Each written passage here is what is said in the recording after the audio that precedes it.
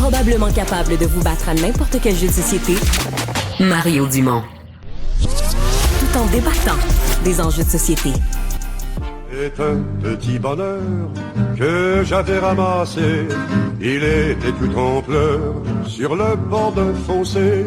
Quand il m'a vu passer, il s'est mis à crier: Monsieur, ramassez-moi, chez vous, amenez-moi.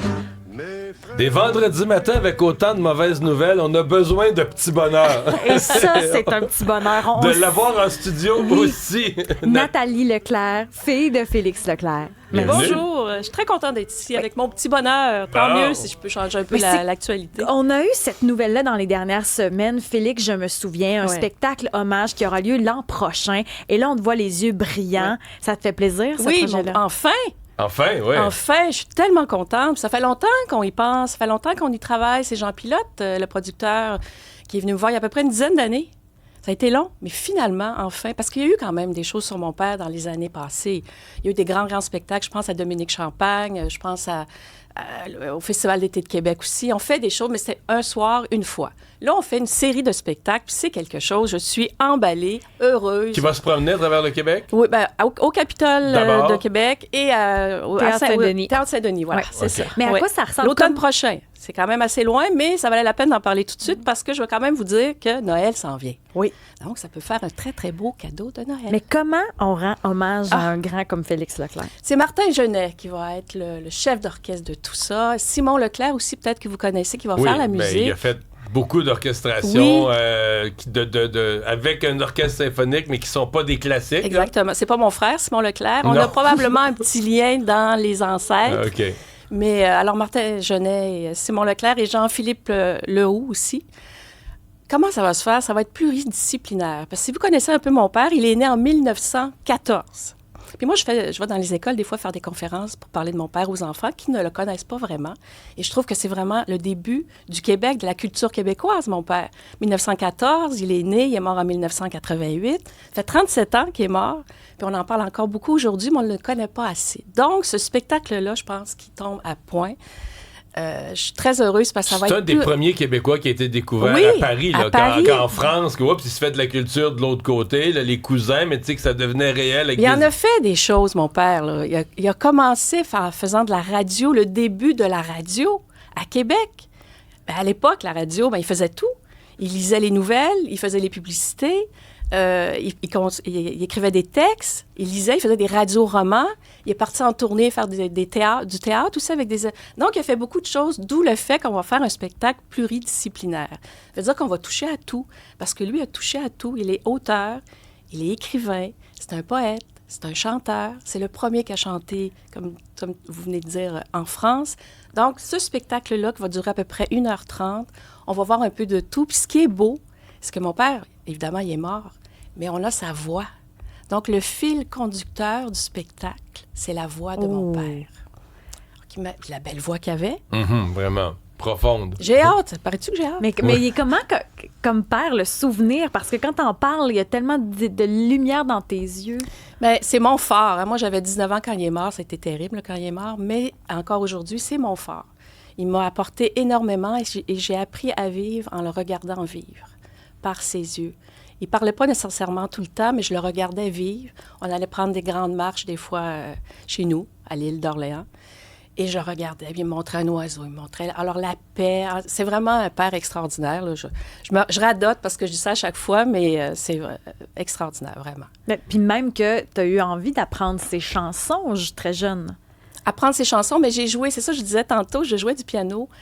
Et le spectacle de fin d'année à l'école, en secondaire 3, je me rappelle, mon professeur elle avait préparé notre sentier, l'hymne au printemps, pour que je puisse jouer le piano. L'hymne au printemps, oui, j'ai joué ça au piano amplement. Tu pourrais t'en souvenir encore, probablement. Oui, probablement, je le réapprendrai dans une heure.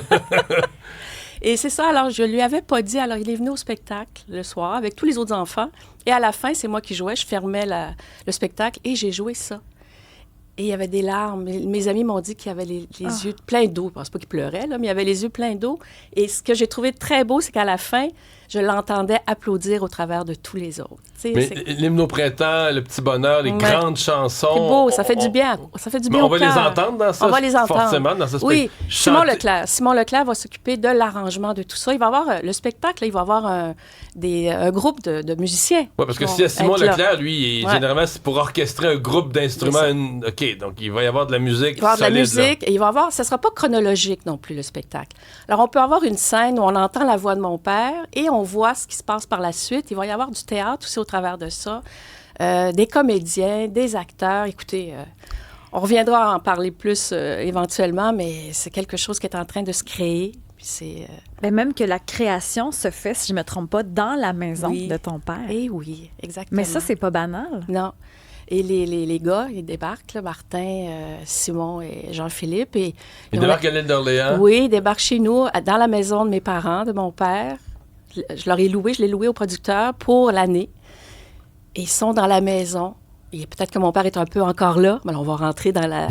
Là, des fois, je leur dis, puis, avez-vous vu mon père? Comment il va? Il va-tu bien? Donc, Martin, il fait, bon... on fait des blagues comme ça. Mais je pense qu'ils sont très, très inspirés parce que la maison a encore gardé tout. Elle a encore tout gardé. Le bureau de mon père est tel quel encore. C'est vrai. Donc, pour la voix, ça veut dire que vous êtes retourné à tout ce qui existait d'enregistrement, documentaire. Avec un grand bonheur, mon père a enregistré Pieds nus dans l'aube, son livre Pieds nus dans l'aube. Il l'a enregistré, il en a fait un disque à l'époque. Donc, on peut retirer des bouts de cet enregistrement-là. C'est une chance, c'est pas tout le monde qui gardait des archives comme ça, là. Surtout pour l'époque aussi. Ben oui. Toutes les entrevues aussi qui ont été données, tout ça, donc... Imaginez la voix de mon père au travers d'un spectacle. On va l'entendre, en tout cas. Il y a presque une vingtaine d'artistes qui vont être dans le spectacle aussi. Oui, à peu près, c'est ça, oui.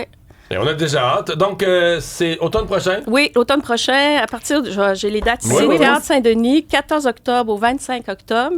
Et au Capitole de Québec, du 31 octobre au 15 novembre. Puis quand tu vas dans les écoles, là, qu'est-ce que les jeunes te disent quand tu vas parler de ton père? Bien, au début, ils savent pas c'est qui. Ils savent que c'est un autoroute Félix-Leclerc. Toujours bien. Puis après ça, je leur explique. Puis finalement, peut-être que, mes grands-parents l'ont écouté. Ou par la suite, des fois, j'ai des retours. Les enfants me disent, j'en ai parlé à mes grands-parents et j'ai commencé à l'écouter. Puis merci. Ils aiment ça, finalement. Ils aiment ça parce que c'est l'histoire. C'est une histoire de notre Québec aussi, mon père. Là. Donc, ça rejoint une des obsessions d'Isabelle qui dit que on conclut que les jeunes n'aiment pas la musique. Non, c'est pas vrai. Mais qu'on leur a pas présenté. C'est ça, c'est à nous de leur montrer. C'est ça. Ils sont pas mis en contact avec des choses, ils peuvent pas les aimer. Ils peuvent pas le savoir, c'est pas parce qu'ils savent rien, c'est parce qu'ils le savent pas. Si on leur dit... C'est à nous autres, c'est ça. Après, en plus, dans mon atelier que je fais, ils écrivent à leur tour leur petit bonheur. Oh. Je leur demande d'écrire leur petit bonheur, puis c'est tellement beau ce qu'ils peuvent m'écrire, là. C'est touchant. On les aime. Moi, je les aime, les jeunes d'aujourd'hui. Bon, merci. Oui. Bon, un autre dans ma gang. Oui, certain. Hey, merci beaucoup d'être passé nous voir. Donc, c'est tout en vente. Donc, les gens qui veulent faire un beau cadeau de Noël, c'est tout en vente à l'heure actuelle. Certain. Merci. On va se laisser sur un air que je connais. Salut. Salut. Mes cabanes d'oiseaux sont vidées. Le vent pleure dans ma cheminée. Mais dans mon cœur, je m'en vais composer l'hymne au printemps pour celle qui m'a quitté.